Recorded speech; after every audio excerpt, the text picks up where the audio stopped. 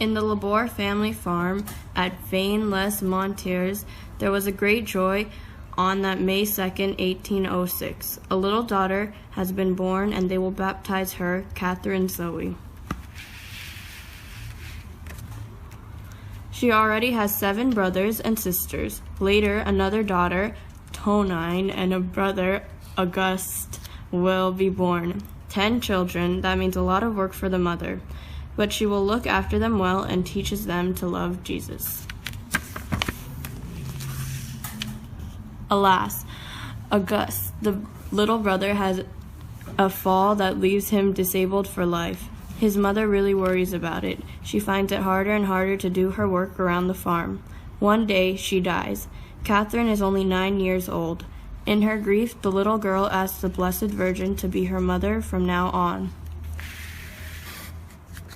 Some years later, her big sister, Mary Louise, decides to leave and become a religious with the Daughters of Charity. When her dad asks who is going to look after the house and the farmyard, Catherine tells him not to worry. I'll look after it with Tonine. Catherine takes care of her little brother and works all day long to make her father happy, but she is able to find some moments to pray, to speak to Jesus. One night, she dreams that she is praying in her village church, and there she meets an old priest. He tells her, one day you will meet again. God has a plan for you.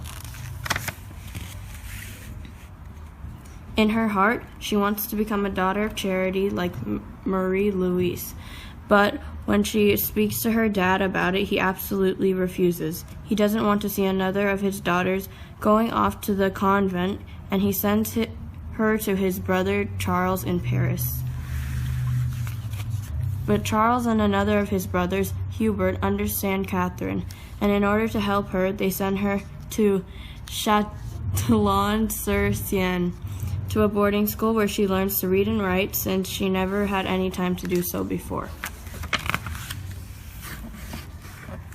Not far from the boarding school, Catherine discovers the House of the Daughters of Charity. She visits them often. There, in a painting, she recognizes the priest she saw in a dream.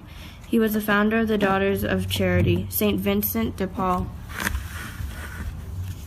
Finally, Mr. Laboure agrees for Catherine to fulfill her wish. On April 21st, 1830, she enters the seminary on Rue du Bac in Paris to prepare to become a Daughter of Charity.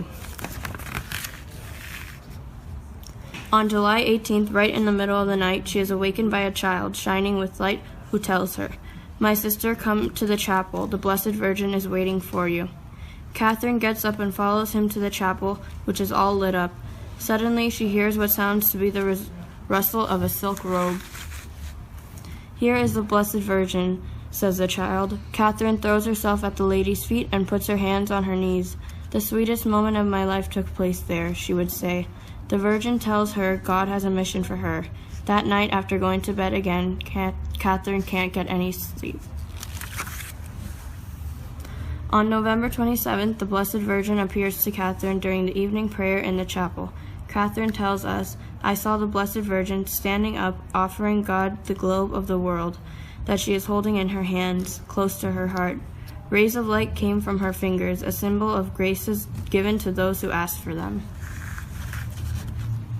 Then Catherine sees an oval shape taking form around the Blessed Virgin with this prayer, "O Mary, conceived without sin, pray for us who have recourse to you."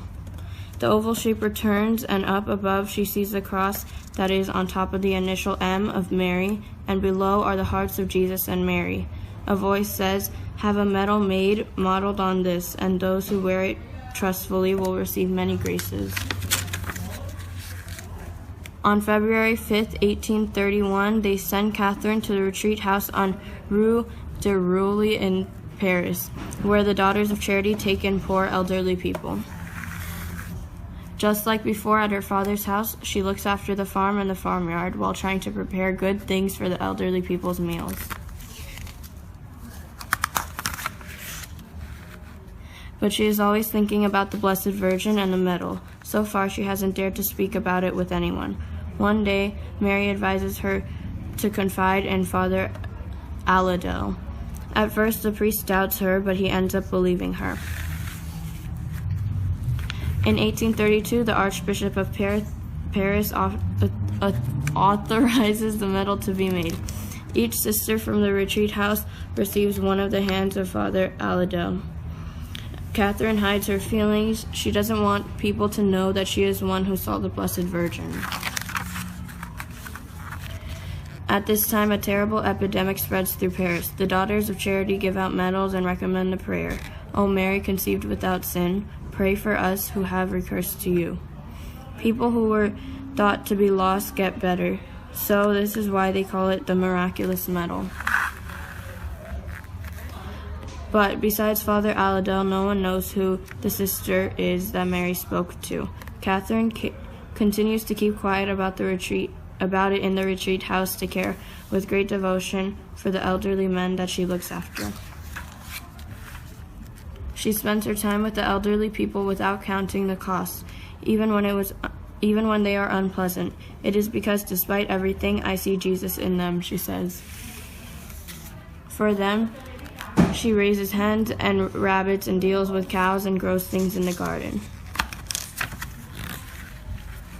She also thinks about the younger ones, for the Virgin asked her to look after them. She opens a school for poor children. Some can only come at night because they work in the factory, sometimes from the age of 6.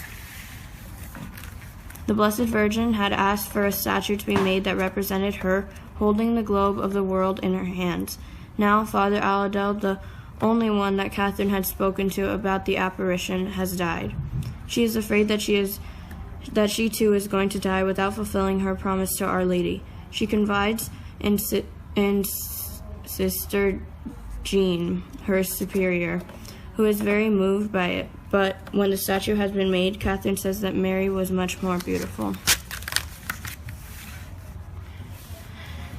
Catherine is 70 years old. She is more and more tired and doesn't go out anymore. She has to take to her bed. She knows that soon she is going to Jesus, where she will see the Virgin Mary and Saint Vincent de Paul again. On December 31st, 1876, she dies peacefully. Sister Jean now reveals her big secret. It is Catherine that Our Lady showed the model that is called the miraculous medal. The news spreads quickly, but a huge crowd gathers for her burial.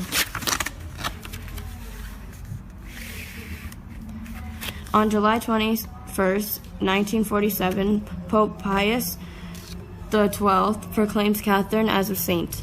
In the Chapel of Miraculous Medal on Rue de Bac in Paris, lots of people come each day to pray near her. This sanctuary where Mary once appeared to her has become a place of pilgrimage visited by many people, even by those who are not Christian.